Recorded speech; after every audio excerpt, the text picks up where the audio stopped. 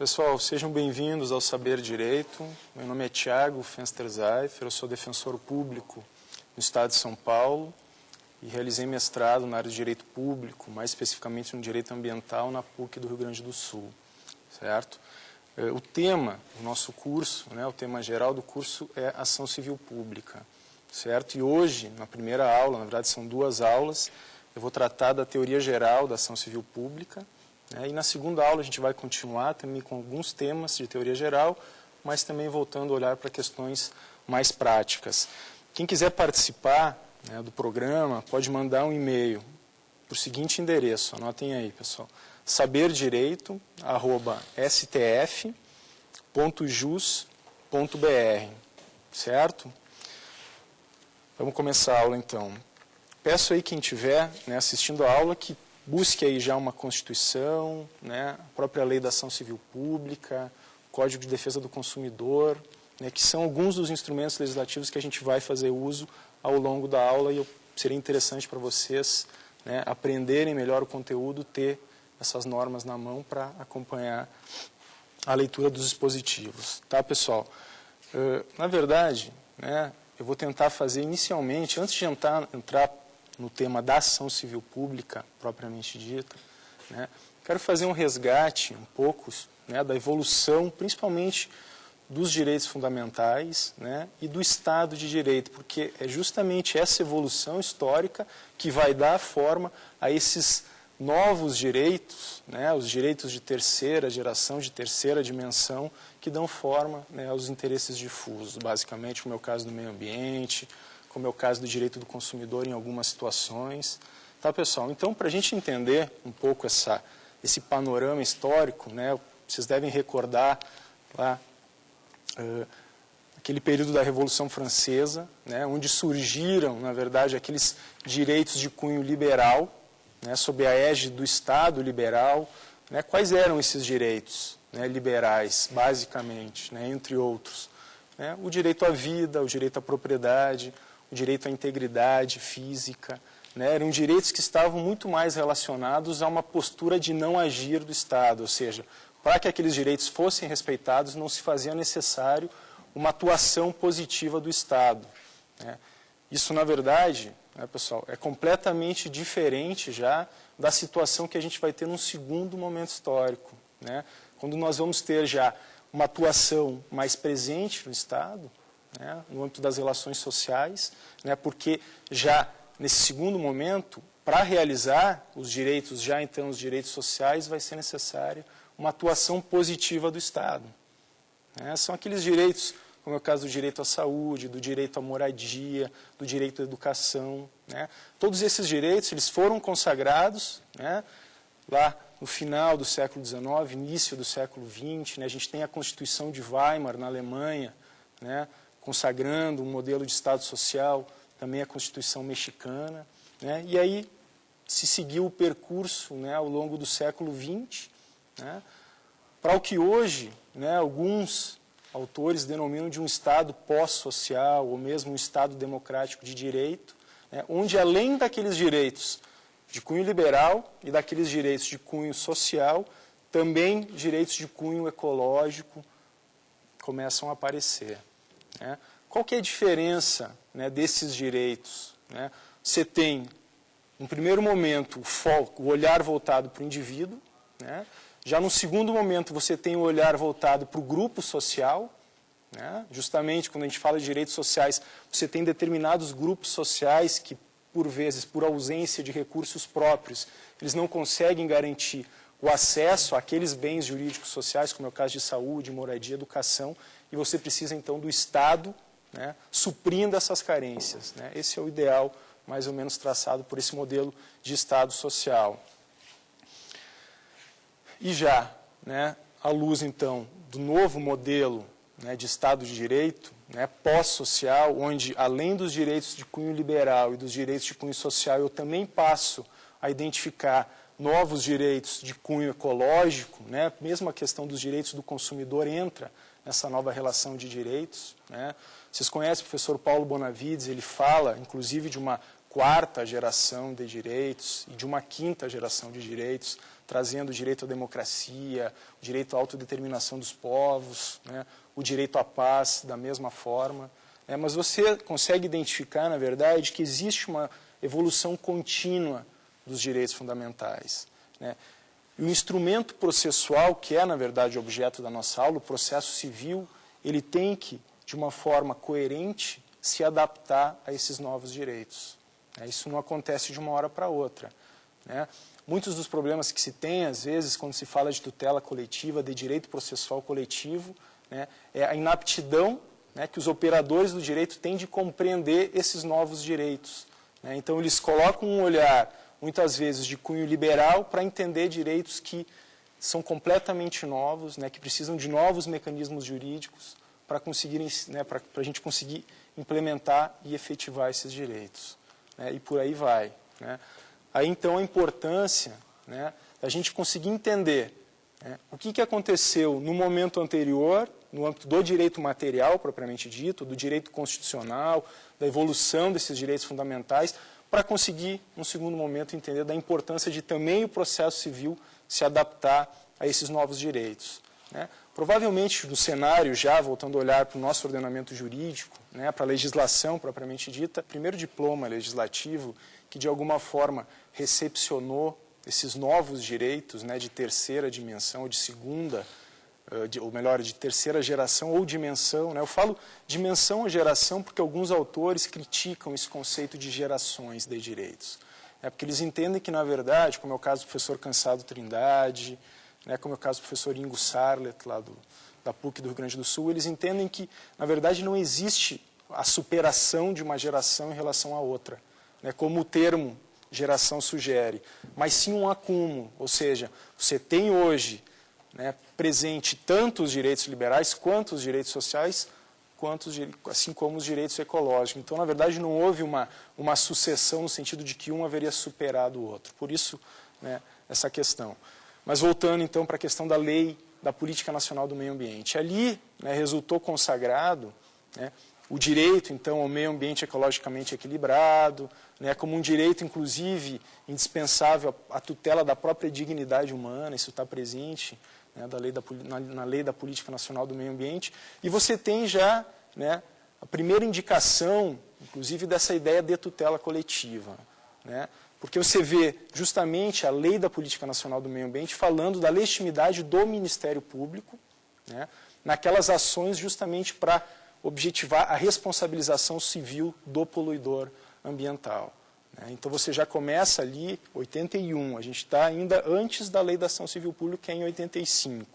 O Ministério Público, né, justamente num processo de fortalecimento, né, ele já começa, então, a aparecer como guardião desses interesses difusos, especificamente, né, no caso do meio ambiente, na lei da Política Nacional do Meio Ambiente, e por aí a gente vai caminhando até chegar na própria Lei da Ação Civil Pública de 85.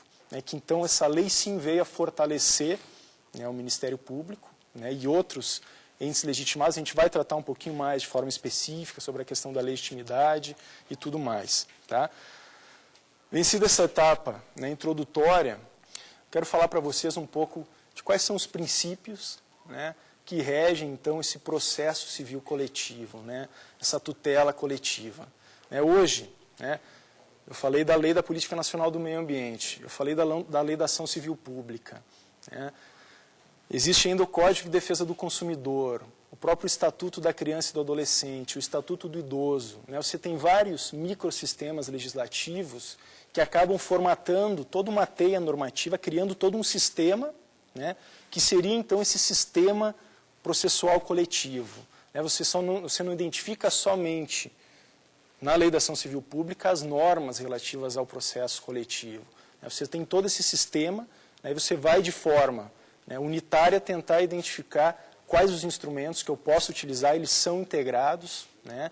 Então, se eu vou falar de tutela do idoso, se eu vou falar de tutela da criança e do adolescente, eu vou fazer uso da ação civil pública, eventualmente eu posso buscar algum dispositivo do próprio Código de Defesa do Consumidor, se houver necessidade, né, porque se trata de um sistema, certo? De tutela coletiva. E esse sistema, ele é orientado por alguns princípios, né, e é isso que eu vou passar a falar para vocês a partir de agora. Tá? O primeiro, né, dos princípios, né, não por acaso, é o princípio do acesso à justiça.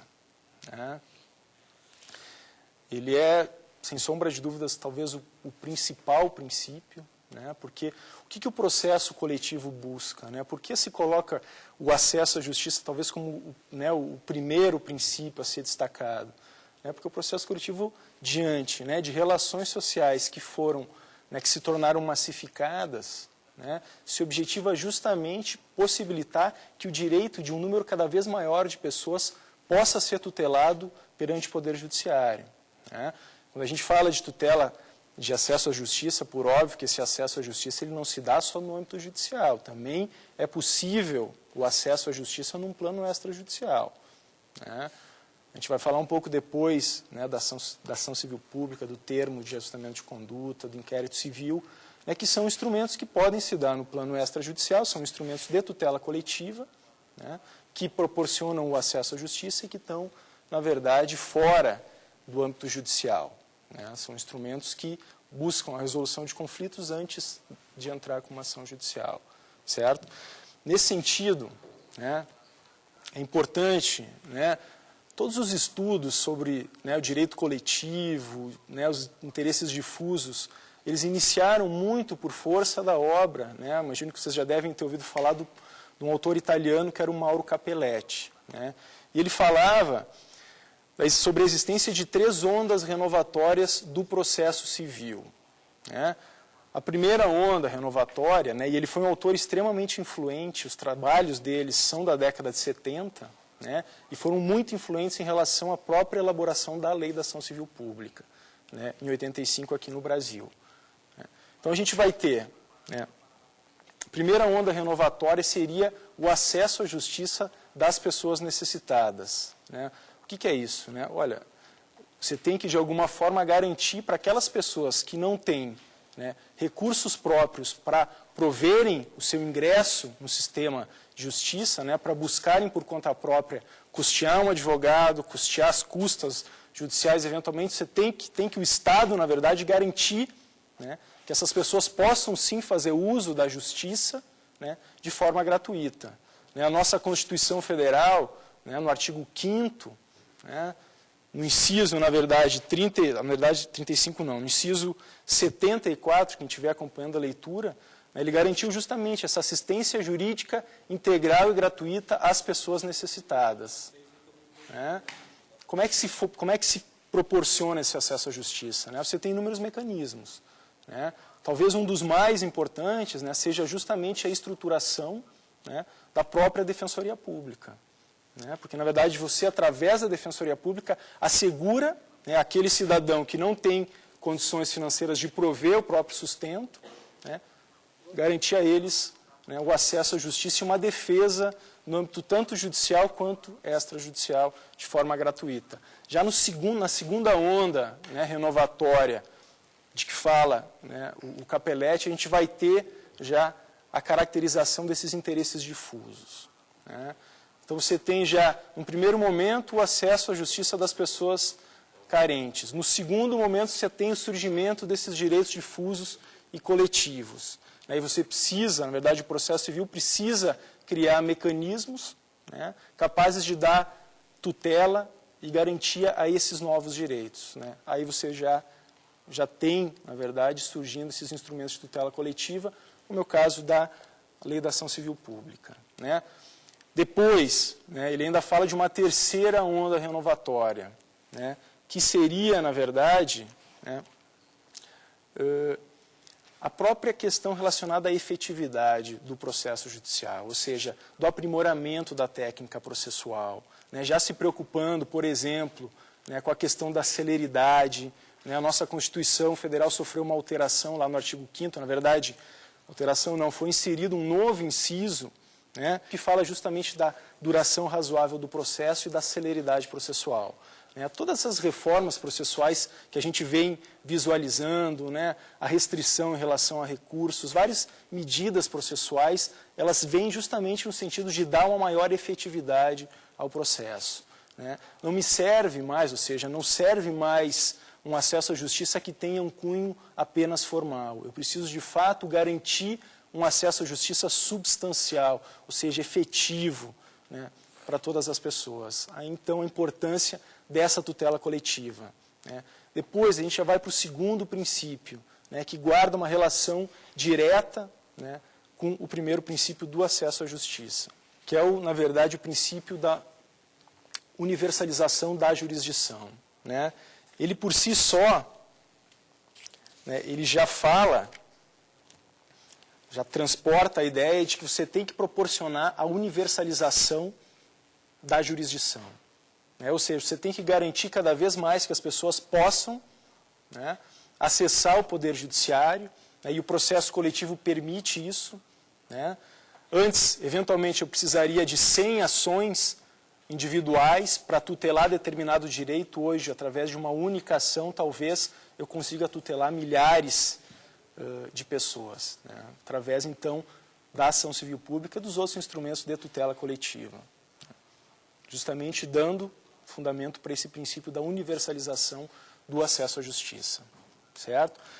Eu esqueci de falar para você só com relação ao princípio do acesso à justiça, né, que ele tem tanto uma perspectiva procedimental, ou seja, você tem que, na verdade, criar instrumentos processuais para garantir esse acesso à justiça, né. A gente vai comentar algumas questões em relação a um código, né. Existe, na verdade, um modelo de um código de processo coletivo, né, que foi ventilado pela doutrina brasileira, né, foi constituído por vários autores, entre eles a professora Ada, o professor Kazuo Watanabe, né, e outros doutrinadores, né.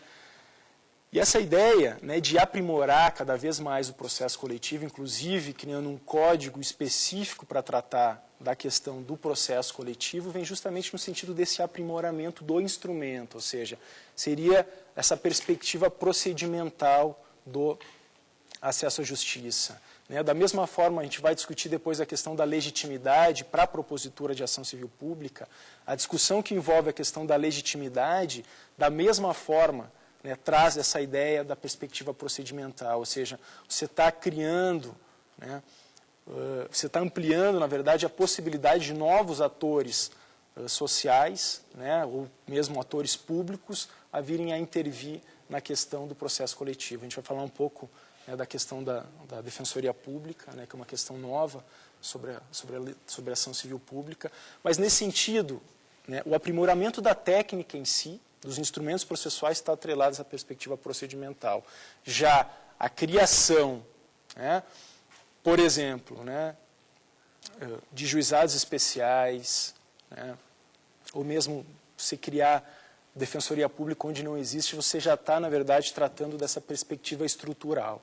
Você cria organismos, né, não sei se vocês andaram acompanhando esse pacto, né, republicano que foi firmado recentemente pelos chefes dos 3 poderes, né.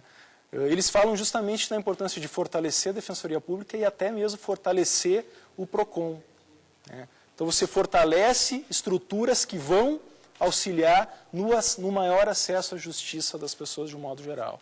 Então essas seriam tanto uma perspectiva procedimental em relação aos instrumentos, a técnica processual em si, quanto a perspectiva estrutural, organizacional, que seria a criação de órgãos, o fortalecimento desses órgãos, né. Um tempo atrás se fortaleceu o Ministério Público para ele chegar a ser o que ele é hoje, né, a importância dele na tutela coletiva, mas ainda existe bastante, né, a ser feito nesse sentido para cada vez mais a gente ter um resultado mais efetivo em relação ao acesso à justiça, tá? Já falei do acesso à justiça, já falei da universalização da jurisdição. O terceiro princípio, né, diz respeito à participação popular e à participação social no âmbito do processo coletivo, né. E aí eu vou chamar, na verdade, né, umas entrevistas que foram feitas, né, para saber o que as pessoas sabem, na verdade, sobre ação civil pública. Será que elas conhecem esse instrumento? É um instrumento tão importante. A gente vai ver quantos direitos podem ser tutelados através da ação civil pública, né? Será que elas sabem do que se trata essa ação civil pública? Vamos ver. Ação civil pública É um direito que o público tem de mover um processo contra algo ou alguém, e aí usa a justiça pública? Seria isso? Para resolver os casos, não? As pessoas. Vocês podem ver que, né, as respostas que foram dadas, elas não estão de todo equivocadas, né? A primeira resposta fala da ideia de uma justiça pública, né, não deixa de ser, né? Mas, de fato, né, as pessoas não têm um conhecimento, né, exato do que é ação civil pública, né, do que se trata a ação civil pública, quais direitos podem ser tutelados através da ação civil pública. Isso compromete, e muito, a gente vai ver depois um pouco, a discussão sobre a atuação da sociedade civil na tutela de direitos coletivos, né, a pouca atuação, né, a baixa atuação da sociedade civil se dá muitas vezes justamente pelo desconhecimento do instrumento. Além da ação civil pública, a gente tem a ação popular também, que é um instrumento importante de tutela coletiva, muito pouco utilizado, né, que é permitido, inclusive, que o próprio cidadão individualmente possa fazer uso, né, desse instrumento, e mesmo assim ele é muito pouco utilizado.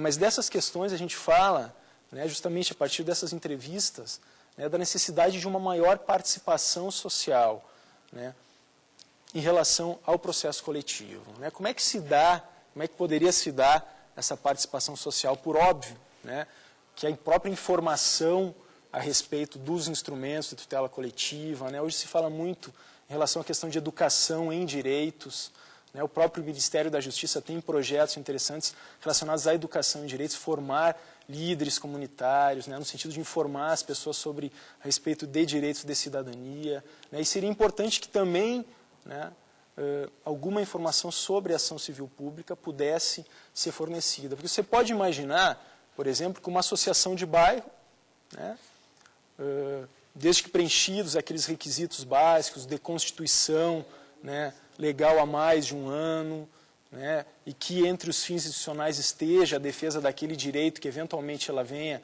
a pleitear através da via judicial, é possível que essa associação pequena de bairro possa até mesmo mover uma ação civil pública.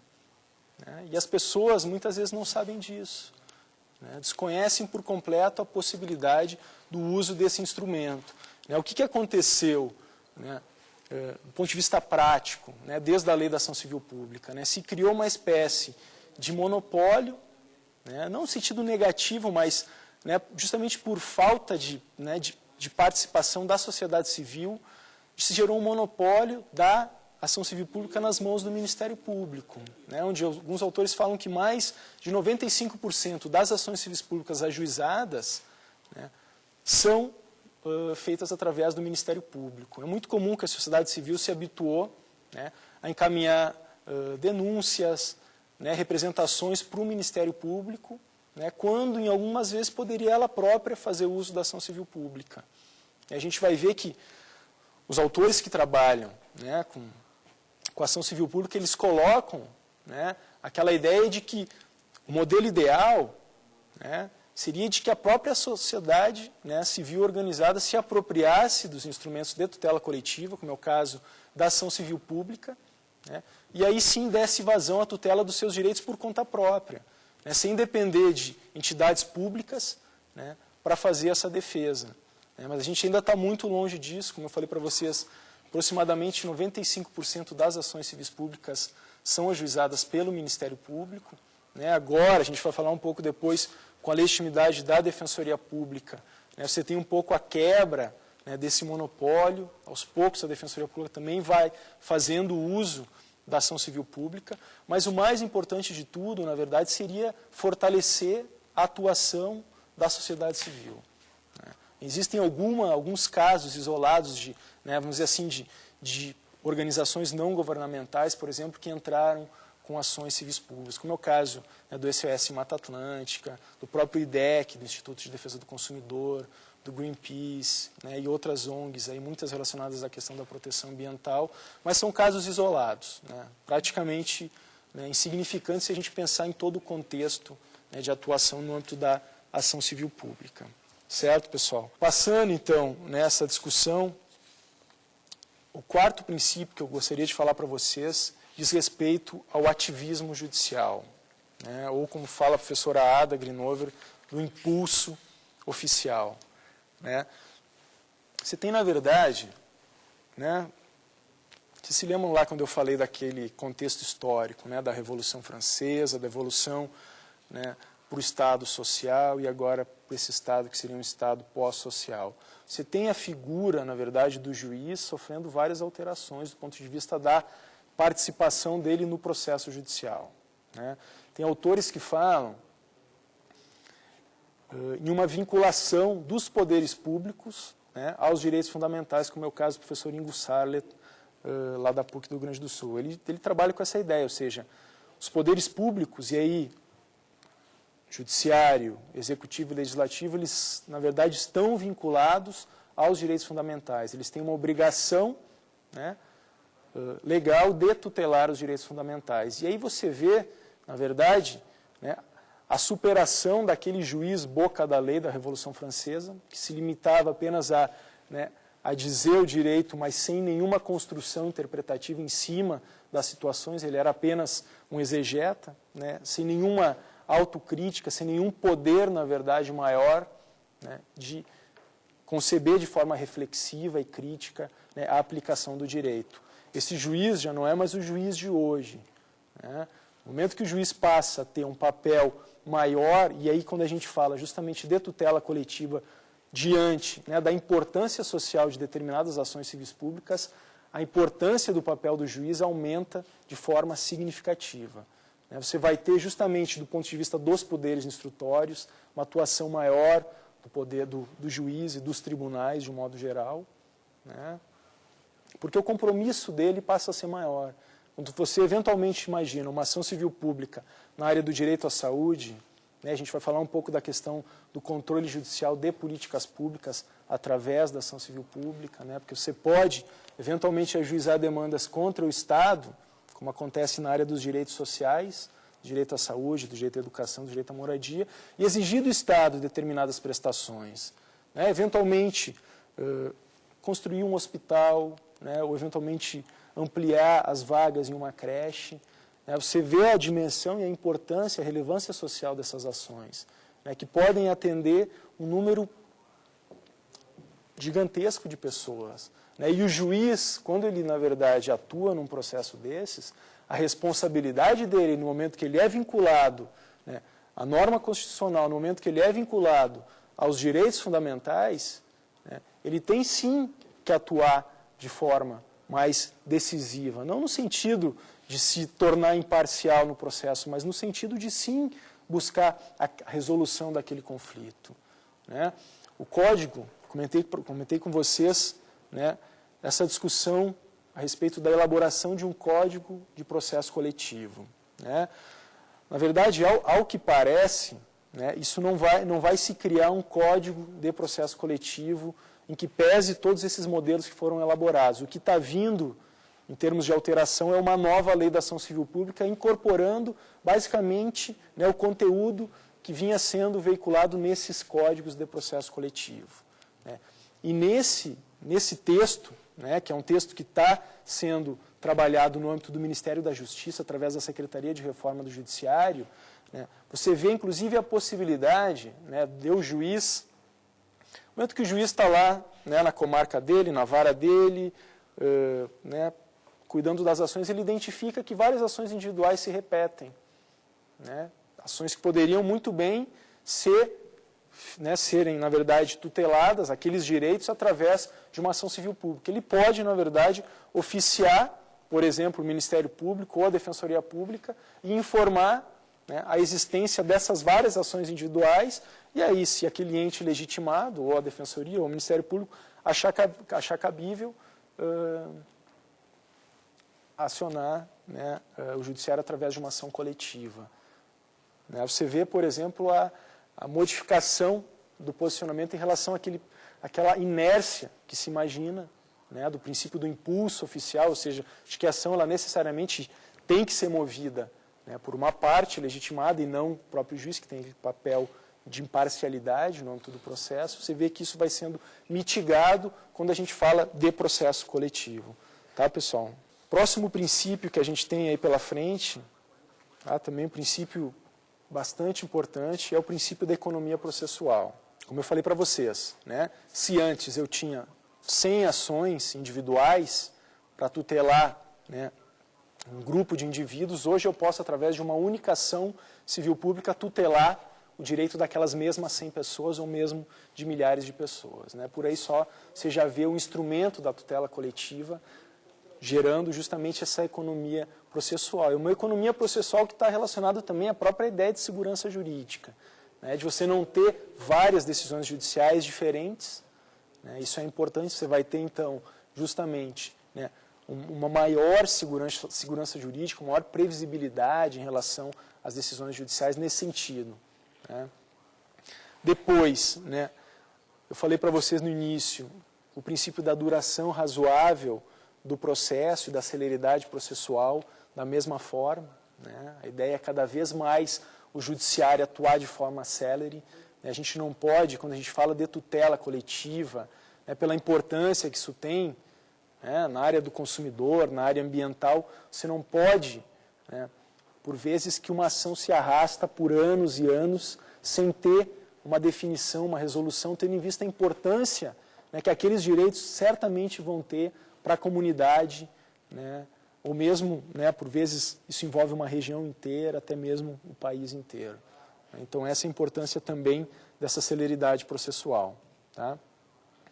Próximo princípio que eu quero destacar para vocês, né, seria o princípio da instrumentalidade das formas, né, a instrumentalidade do processo. Quem tem uma obra importante sobre a instrumentalidade do processo é o professor Cândido Dinamarco, da USP, né. Na verdade, o processo civil, né, ele tem que estar, na verdade, sempre a serviço do direito material em si, né. Então, se de alguma forma o processo civil, né, ele cria barreiras à concretização e efetivação do direito, você tem que, de alguma forma, repensar a técnica processual, né? Até porque o processo civil ele tem inúmeros escopos, né, finalidades, como diz o próprio professor Cândido Dinamarco, que não são só técnicas processuais, né? Você tem escopos sociais, jurídicos, sociológicos, enfim, né? E você tem que dar vazão à importância que o processo civil tem nesse sentido em face da realização dos direitos. Então, se diante de uma situação concreta, né, você tem uma norma processual, do ponto de vista formal, né, dificultando, né, a efetivação daquele direito, você tem que, de alguma forma, priorizar o direito, né, em detrimento da forma. Essa é a ideia de instrumentalidade. O processo é um instrumento, ele não pode ser visto como um fim em si mesmo, né? O direito não pode parar no processo, não, o processo é o veículo, né, para se chegar justamente à efetivação do direito. E essa é a ideia, quando a gente fala, né, de instrumentalidade do processo. Pessoal, alguém tem alguma pergunta? Professor, meu nome é Deise e eu gostaria de saber se existe alguma diferença no papel do juiz nos processos individuais e coletivos. Perfeito, Deise. É justamente, na verdade, né, o ponto que a gente estava falando antes, né, da questão do ativismo judicial. Tem sim, Deise, bem apontado, né, por você, porque no momento que o juiz está diante de uma situação, né, de uma tutela individual, onde você tem, na verdade, uma parte de um lado, né, e outra, mas sem aquela relevância, né, social que muitas vezes o processo coletivo carrega, na maioria das vezes, na verdade, você tem sim né, uma exigência de maior, vamos dizer assim, maior imparcialidade do juiz. Não no sentido dele, né, simplesmente porque ele sempre vai ter, né, atrelado aquela ideia também do princípio do impulso oficial. No momento que o processo foi iniciado, o juiz vai ter que participar, né, vai ter um compromisso com a resolução daquele conflito, né, seja ele individual ou coletivo. Agora, quando a gente fala de tutela coletiva, né, e muitas vezes, como eu falei para vocês, a gente vai estar diante de situações que vão ocasionar até mesmo um controle judicial de políticas públicas, né, a responsabilidade do juiz para com o direito, que muitas vezes vai ser um direito fundamental, né, e vai acarretar o interesse de toda uma comunidade, inúmeras pessoas vão ser afetadas por aquela decisão judicial que vier no âmbito de uma ação civil pública.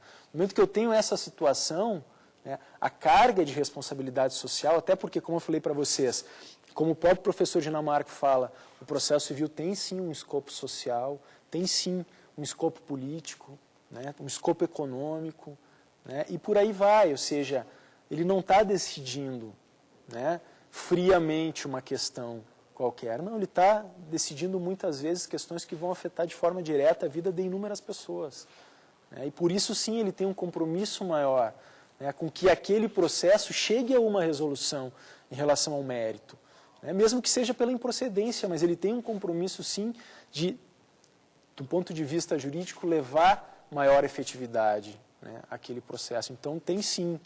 Né, se a gente pensar, né, como eu falei para vocês, naquele juiz, né, do modelo do Estado liberal, né, que não tinha esse mesmo poder, vamos dizer assim, de crítica, de reflexão sobre o próprio ordenamento jurídico, né, você teria talvez uma atuação mais inerte do juiz. Já no processo coletivo, como concebido hoje, a tendência é cada vez uma atuação maior do juiz, né, com maior poder para justamente, né, conduzir o processo, né, e de alguma forma objetivar sempre a resolução do mérito, né, não deixando, né, e voltando para o princípio da instrumentalidade das formas, que às vezes algum obstáculo formal possa, né, barrar, né, a efetivação de direitos fundamentais, principalmente.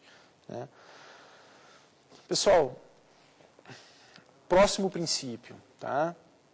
Diz respeito à não taxatividade, tanto do objeto, né, do direito, do interesse que está sendo veiculado através de um processo coletivo, através da ação civil pública, assim como a não taxatividade, né, dos instrumentos processuais de tutela coletiva. Né? Então, isso está também relacionado com o próprio princípio da instrumentalidade do processo. Né? Se a gente pegar, né, o pessoal que estiver acompanhando o texto da Lei da Ação Civil Pública, pegar o artigo 1º, né, da Lei da Ação Civil Pública, vai ver que ela lista vários direitos, né, no caso do meio ambiente, como é o caso do consumidor, né, patrimônio histórico, estético, artístico, paisagístico. Né, tem vários direitos ali, né, que já são elencados como direitos passíveis de serem tutelados através da via coletiva. Né. Só que no finzinho do artigo 1º ali, vocês vão ver justamente que se trata de uma cláusula aberta. Né. Aqueles direitos não são os únicos que podem ser tutelados, não, são exemplos de direitos que podem ser tutelados através da ação civil pública. Porque no final ele fala, entre outros. Então, justamente essa é a ideia.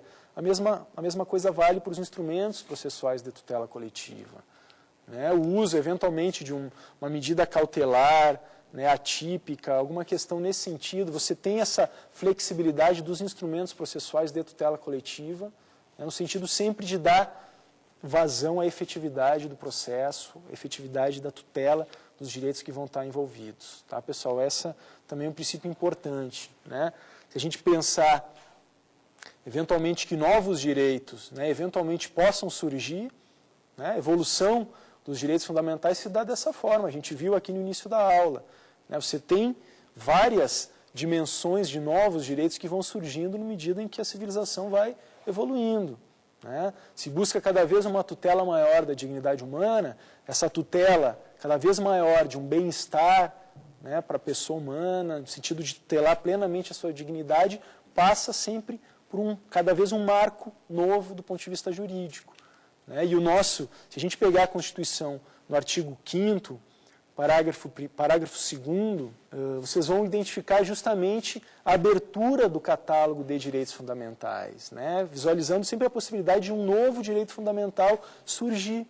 Né? Essa é a ideia, quando a gente fala também de direitos difusos e coletivos. É sempre possível que um novo direito venha a surgir, né? Do ponto de vista da evolução tecnológica, alguma coisa nesse sentido. Então, a gente tem essa ideia de não taxatividade, ou seja, o rol não é exaustivo, ele é simplesmente exemplificativo de direitos que podem ser tutelados através da ação civil pública. Tá, pessoal? Isso está também lá no artigo 129, inciso 3º da Constituição Federal, tá? Que fala justamente da atuação do Ministério Público no âmbito da tutela coletiva. Né? Ele fala exatamente isso que eu estou dizendo para vocês. Determinados direitos vêm ali exemplificados, entre outros. Sempre é possível que você identifique outros direitos, além daqueles que o próprio texto da lei e o texto da Constituição já elencam. Tá, pessoal? Próximo princípio. Tá? Adequada representação. Tá? Isso diz respeito àquele ente legitimado para tutelar os direitos coletivos. Né? Então, a adequada representação e a possibilidade de controle judicial sobre essa representação do ente legitimado. Né? O que quer dizer isso? Né? Isso vem um pouco do modelo, né, norte-americano, da class action, né, que é, de um modo geral, a ação civil pública no âmbito do sistema norte-americano. Né? O que é isso? O juiz, você confere para o juiz a possibilidade de identificar em determinada situação, não sei se vocês se recordam daquele filme da Julia Roberts, Erin Brockovich, alguma coisa assim.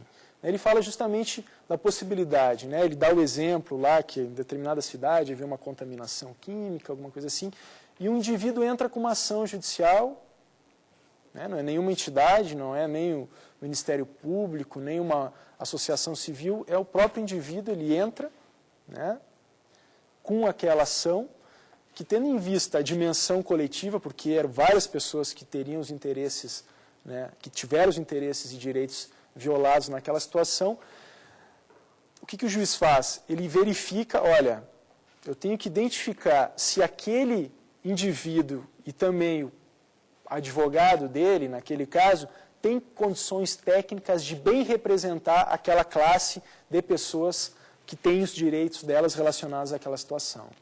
Né? Então, essa é a situação, na verdade, da representação adequada, ou seja, o controle judicial, né, sobre a probidade, né, e a técnica, né, a capacidade técnica de defesa dos direitos que está sendo pleiteado pelo aquele ente legitimado. No nosso sistema, né, a gente não tem a legitimidade do cidadão. Inclusive, um dos códigos de processo coletivo que foi na verdade, né, discutido aí pela doutrina, incluía o cidadão como ente legitimado para propor ação civil pública. Né? Ao que parece, isso não vai vingar, né, no nosso cenário, em que pese haver ação popular que de alguma forma possibilita que o cidadão tutele, por exemplo, o meio ambiente, o erário público, mas não existe essa legitimidade do indivíduo. Agora, a doutrina alega que, por vezes, é possível, né, essa verificação da representação adequada em alguns casos quando as ações civis públicas são movidas por associações civis. Né? Porque existe, né, algumas críticas que em determinados casos se usa de má fé, ou seja, se constitui uma associação civil com fins, vamos dizer assim, ilícitos ou, né, ímprobos, enfim. Né, e aí poderia o juiz, quando ele identifica uma situação concreta, né, onde de alguma forma se estaria tentando fraudar, né, alguma situação jurídica, de alguma forma, através do uso de uma associação civil, o juiz poderia exercer o controle judicial da representação adequada. Né? Ou mesmo que a associação não tivesse, né, condições técnicas de levar adiante, né, determinada ação civil pública. Aí, eventualmente, poderia ser feito esse controle, aí a gente vai ver depois, o Ministério Público, eventualmente, né, poderia tomar essa ação civil pública, se houvesse, por óbvio fundamento, de fato, de direito, mas, né, por aí vai. Então, essa é a ideia, acho que, né, não sei se ficou claro para vocês, um pouco da ideia dessa representação adequada como sendo também, né, um princípio do sistema processual coletivo. Tá? Outra questão, né, aí também eu trato como um princípio, né, diz respeito ao critério, tá, dinâmico da distribuição da prova. Né. Como eu falei para vocês, né, o processo civil coletivo ele difere e muito do processo civil individual, tendo em vista a relevância social, né, dos direitos e interesses que ele veicula. Né. Isso reflete também do ponto de vista da questão do ônus da prova. Né. Vocês sabem que já existe lá no Código de Defesa do Consumidor, no artigo 6º, no inciso 8º, né, a possibilidade de inversão do ônus da prova, né, em favor do consumidor. Né. E existe uma discussão se aquilo ali valeria para todo o sistema processual coletivo, não valeria, enfim. Né. A ideia, né, que está sendo trabalhada é de que sim, né, isso se trata de um instrumento do sistema processual coletivo, haveria essa possibilidade de inverter o ônus da prova em outras ações que não apenas as ações na área do direito do consumidor. E a gente tem exemplos concretos disso, com decisões judiciais, já com relação à questão ambiental, onde se permitiu a inversão do ônus da prova, né, o juiz e os tribunais, tem uma decisão importante do Tribunal do Rio Grande do Sul que determinou essa inversão do ônus da prova numa ação civil pública ambiental, né, fazendo daí uso dos princípios, né, da precaução e do poluidor-pagador, né, que são dois princípios estruturais do direito ambiental. Né, do poluidor-pagador traz aquela ideia de quem, na verdade, né, polui, né, ele tem de alguma forma, né, na verdade, porque ele acaba socializando, né, o dano ambiental e privatizando o lucro que ele tem com a atividade produtiva. É isso que o direito ambiental, através do princípio do poluidor-pagador, não admite. Ele diz, olha, você tem que internalizar, né, nos custos da produção, né, aquele eventual dano ambiental. Então, nesse sentido, se entendeu, né, que, tendo por base o princípio do poluidor-pagador, tendo por base, né, também o princípio da precaução, né, e mais, entendendo que o sistema processual coletivo ele tem essa sistemática, já incorporada no âmbito do consumidor, também é possível ampliar isso para outras áreas. Então, a gente não vai ficar só na questão do consumidor, na questão ambiental, mesmo aí, eventualmente, quando se tutela algum direito social, saúde, educação, você pode sim pleitear essa inversão do ônus da prova, né, tendo em vista essa dinâmica do processo coletivo. Né? Porque, por vezes, o que acontece? Né? Quem detém, muitas vezes, a informação, né, se a gente pensar na questão ambiental, por exemplo, né, da contaminação de determinado recurso hídrico, né? Quem detém, muitas vezes, a informação sobre, qual produto químico foi utilizado? Né? Informações que são importantes justamente para entender e para atacar a questão do dano ambiental que foi causado. Determinadas informações vão estar à disposição somente do réu, muitas vezes. Então, aí a importância de você poder inverter o ônus da prova e obrigar a parte ré, numa ação civil pública, a trazer essa informação para o processo. Caso contrário, né, isso vai ser tomado em desfavor dele, interesse dele. Pessoal, então, né, vamos fazer um resumo rapidinho aqui da aula, tá, já para a gente encerrar. Retomando, então, os princípios que a gente viu, né, ao longo dessa aula, o primeiro deles foi o princípio do acesso à justiça, né, um acesso à justiça substancial, material. A gente viu o princípio da universalização da jurisdição, também atrelado ao princípio do acesso à justiça. Né. A gente viu o princípio da participação popular ou social, como outro princípio do processo civil coletivo, ativismo judicial. A gente viu o princípio da economia processual também, né? O princípio da duração razoável do processo e da celeridade processual da mesma forma. Esses princípios são fundamentais para a gente entender o processo civil coletivo como um todo. Né? Depois a gente viu o princípio da instrumentalidade do processo e da instrumentalidade das formas aplicado ao processo coletivo, né? A não taxatividade do objeto e dos meios de processo, dos instrumentos de processo coletivo, né? Da mesma forma, a adequada representação, né, e o controle, a possibilidade do controle judicial dessa representação feita pela entidade legitimada para ação civil pública, especialmente, né, em relação à associação civil. E aí, por fim, a gente viu o critério, né, dinâmico da distribuição do ônus da prova. Tá, pessoal? Quem quiser, né, participar do programa, vou repetir o e-mail aqui que vocês podem enviar. O endereço é saberdireito@stf.jus.br, perdão. E quem quiser rever as aulas é só acessar, tá, o site da TV Justiça, que é www.tvjustiça.jus.br, e fazer o download da aula, tá, pessoal? Então, desde já eu convido vocês a assistirem à próxima aula, né, que vai ser a continuidade dessa aula de hoje, certo?